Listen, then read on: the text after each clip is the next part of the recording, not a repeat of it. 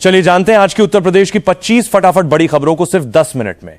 पर अभी तक आपने इस चैनल को सब्सक्राइब नहीं किया है तो सब्सक्राइब कर दें। उत्तर प्रदेश के 14 जिलों में भारी बारिश का येलो अलर्ट जारी किया गया है।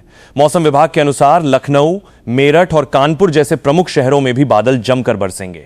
इस चेतावनी के बाद प्रशासन ने संबंधित जिलों में सतर्कता बढ़ा दी है। लोगों को अनावश्यक यात्रा से बचने और जलभराव वाले इलाकों में सावधानी बरतने की सलाह दी गई है।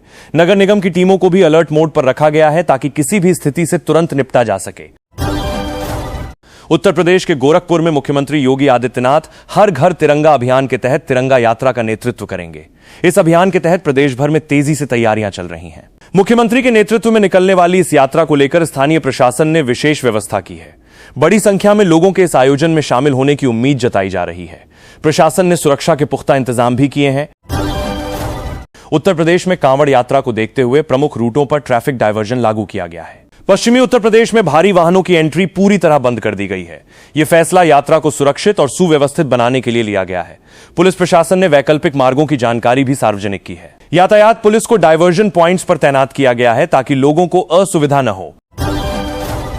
उत्तर प्रदेश के संत कबीर नगर को मुख्यमंत्री योगी आदित्यनाथ 567 करोड़ रुपए की सौगात देंगे। इस दौरान 119 परियोजनाओं का लोकार्पण किया जाएगा। यह कार्यक्रम जिले के विकास कार्यों को गति देने की दिशा में एक बड़ा कदम माना जा रहा है। स्थानीय प्रशासन ने इस आयोजन के लिए विशेष तैयारियां की हैं।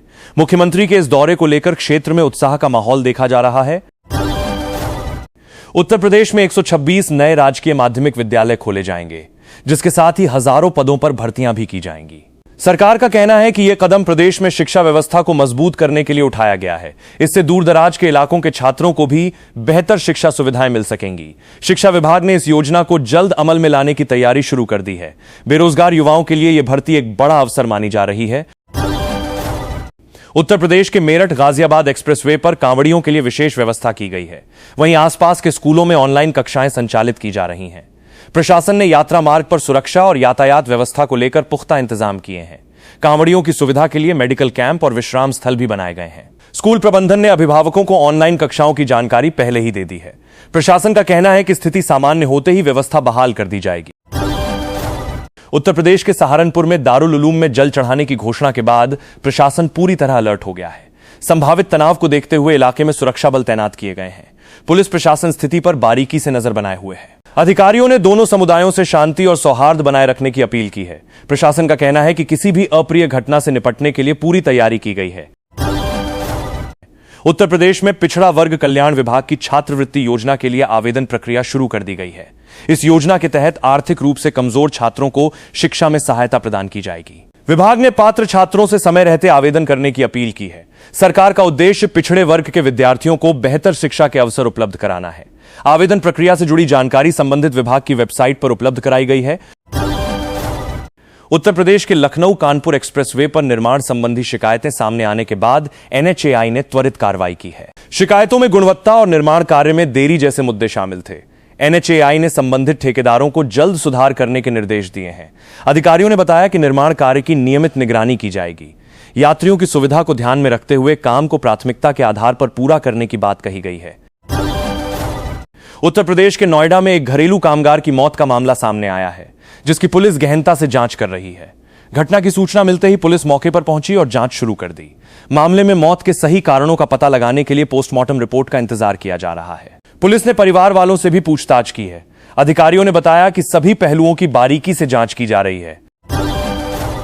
उत्तर प्रदेश में किसान भवन की रसोई में नॉनवेज बनाए जाने का आरोप लगने के बाद विवाद खड़ा हो गया है। इस मुद्दे पर राज्यपाल ने भी अपनी प्रतिक्रिया दी है। मामले को लेकर प्रदेश की राजनीति में हलचल तेज हो गई है। विभिन्न पक्षों की ओर से इस पर अलग अलग बयान सामने आ रहे हैं। प्रशासन की ओर से मामले की जांच किए जाने की बात कही जा रही है। उत्तर प्रदेश के हापुड़ और बुलंदशहर में भी कांवड़ियों पर हेलीकॉप्टर से फूलों की बारिश की गई। इस भव्य स्वागत को देखकर श्रद्धालुओं में खासा उत्साह देखा गया। प्रशासन ने इस आयोजन के लिए विशेष तैयारियां की थीं। पुष्प वर्षा के दौरान पूरा इलाका भक्तिमय माहौल में डूबा नजर आया। स्थानीय प्रशासन का कहना है कि कांवड़ियों के स्वागत और सुरक्षा को लेकर हर संभव प्रयास किए जा रहे हैं। उत्तर प्रदेश में समाजवादी पार्टी प्रमुख अखिलेश यादव ने बड़ा आरोप लगाते हुए कहा है कि प्रदेश में फर्जी पुलिस और अवैध थाने सक्रिय हैं। उन्होंने कहा कि इस तरह की गतिविधियां आम जनता की सुरक्षा के साथ खिलवाड़ हैं और सरकार की नाकामी को उजागर करती हैं। अखिलेश यादव ने सरकार से मांग की है कि ऐसे मामलों की गहन जांच कर दोषियों के खिलाफ सख्त कार्रवाई की जाए। इस बयान के बाद प्रदेश की राजनीति में हलचल तेज हो गई है।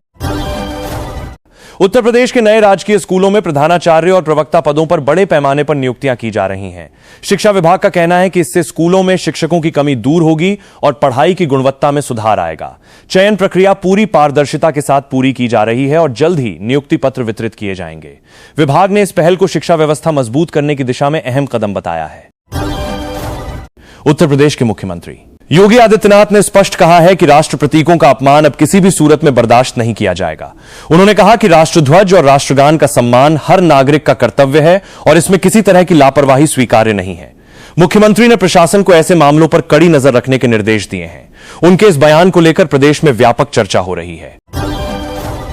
उत्तर प्रदेश में बढ़ते बाढ़ के खतरे को देखते हुए प्रशासन बिजली और पानी की व्यवस्था को लेकर पूरी तरह सतर्क हो गया है। संबंधित विभागों को बाढ़ प्रभावित इलाकों में आपातकालीन सेवाएं बाधित न होने देने के सख्त निर्देश दिए गए हैं। प्रशासन ने राहत टीमों को भी तैयार रखा है ताकि किसी भी आपात स्थिति में तुरंत मदद पहुंचाई जा सके। नदियों के जलस्तर पर लगातार निगरानी रखी जा रही है।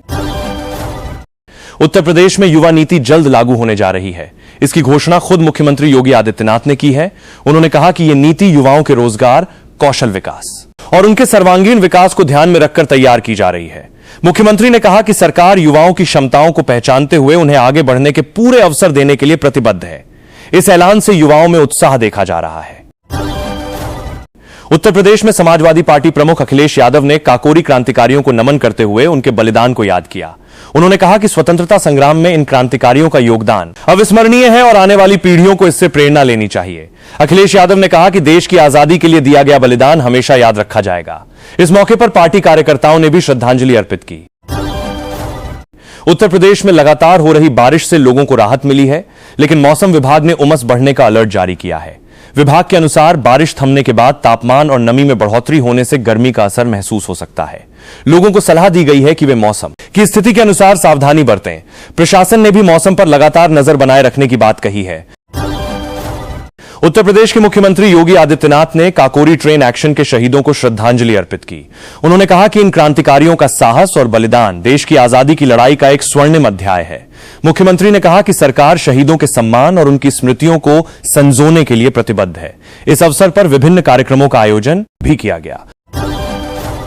उत्तर प्रदेश के बरेली में घरेलू विवाद के दौरान एक महिला को एसिड पिलाने का चौंकाने वाला मामला सामने आया है। पीड़िता को गंभीर हालत में अस्पताल में भर्ती कराया गया है, जहां उसका इलाज चल रहा है। पुलिस ने मामले में आरोपी के खिलाफ प्राथमिकी दर्ज कर जांच शुरू कर दी है। पुलिस का कहना है कि घटना के पीछे की वजह का पता लगाया जा रहा है और जल्द गिरफ्तारी की जाएगी। उत्तर प्रदेश में समाजवादी पार्टी प्रमुख अखिलेश यादव ने भाजपा सरकार पर तीखा हमला बोलते हुए कहा कि प्रदेश में कानून व्यवस्था पूरी तरह बर्बाद हो चुकी है। उन्होंने कहा कि आम जनता असुरक्षित महसूस कर रही है और अपराध की घटनाएं लगातार बढ़ रही हैं। अखिलेश यादव ने सरकार से जवाबदेही तय करने और कानून व्यवस्था सुधारने की मांग की है। इस बयान के बाद सत्ता पक्ष और विपक्ष के बीच बयानबाजी तेज हो गई है। उत्तर प्रदेश में किसानों और युवाओं के लिए सरकार ने कई नई योजनाओं के ऐलान किए हैं। सरकार का कहना है कि इन योजनाओं के जरिए किसानों की आय बढ़ाने और युवाओं को रोजगार के नए अवसर देने पर जोर दिया जाएगा। संबंधित विभागों को योजनाओं को जल्द जमीनी स्तर पर लागू करने के निर्देश दिए गए हैं। सरकार ने इसे प्रदेश के समग्र विकास के लिए अहम कदम बताया है।